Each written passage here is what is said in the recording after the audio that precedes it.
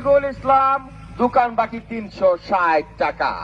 রফিকুল ইসলাম দোকান বাকি 360 টাকা। মোহাম্মদ জাফর মিয়া দোকান বাকি 440 টাকা।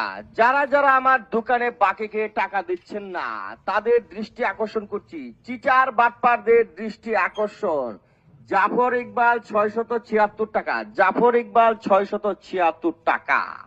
এই পর্যন্ত যারা যারা আমার দোকানে বাকি খেয়ে টাকা পরিশোধ করেন নাই তাদের দৃষ্টি আকর্ষণ করছি, অতি দ্রুত আমার দোকান বাকি পরিশোধ করুন। আমি দুদিন যাবৎ সিদ্ধান্ত নিয়েছি পুরো এলাকা জুড়ে মাইকিং করব সবার বাড়ির সামনে গিয়ে। যারা যারা আমার দোকান বাকি এখন পর্যন্ত পরিশোধ করেন নাই তাদের দৃষ্টি আকর্ষণ করছি।